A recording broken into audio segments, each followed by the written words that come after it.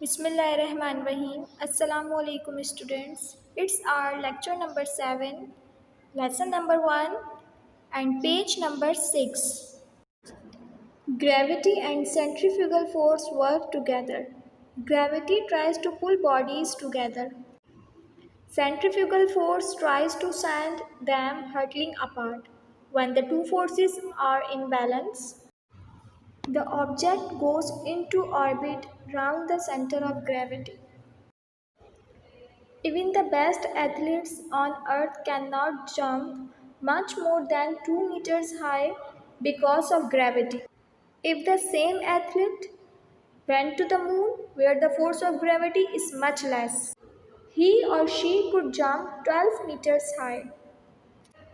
On Jupiter, he or she would have trouble clearing even 10 centimeters because the force of gravity there is very strong.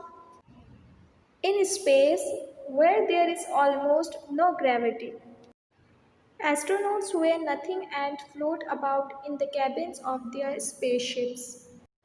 Gravity और centrifugal forces दोनों मिलकर काम करती हैं।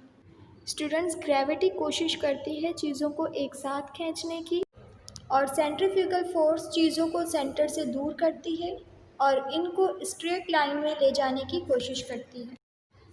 जब दो फोर्सेस बैलेंस में होती हैं तो चीज़ें अपने ऑर्बिट में सेंटर ऑफ ग्रेविटी के गिर्द घूमती हैं। ग्रेविटी की वजह से बेस्ट एथलीट भी अर्थ पर 2 मीटर से ज़्यादा हाई जंप नहीं लगा सकता, और अगर यही एथलीट चांद पर चला जाए जहां फोर्स ऑफ ग्रेविटी बहुत कम होती है तो वो 12 मीटर्स हाई जंप भी लगा सकता है, जबकि जुपिटर पर यही एथलीट 10 सेंटीमीटर से ज़्यादा हाई जंप नहीं लगा सकता क्योंकि यहाँ पर फोर्स ऑफ ग्रेविटी बहुत स्ट्रॉन्ग होती है। स्पेस में जहाँ ग्रेविटी तकरीबन ना होने के बराबर होती है, एस्ट्रोनॉट कोई वेट महसूस नहीं करते और स्पेसशिप के कैबिन में फ्लोट करते रहते हैं।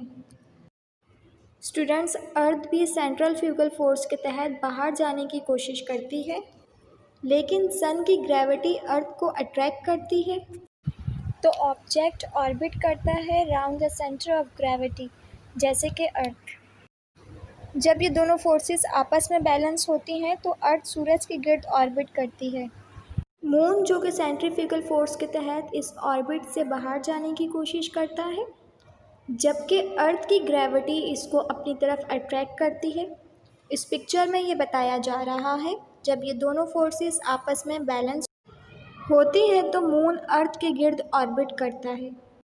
While of these facts about the universe are interesting, our planet Earth is the most important to us all. हमारी यूनिवर्स के ये सब फैक्ट बहुत इंटरेस्टिंग है, लेकिन हमारी अर्थ हमारे लिए सबसे ज़्यादा इम्पॉर्टेंट है।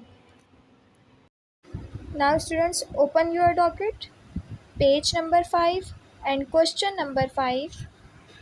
Question number 5, what would happen if there were no gravity? If there were no gravity, everything including people, rocks, water, air would fly off the earth and into the space. अगर gravity ना होती तो क्या होता? अगर gravity नहीं होगी तो लोगों समेत हर चीज़, रॉक्स, वाटर, एयर और अर्थ स्पेस में उड़ जाएंगे।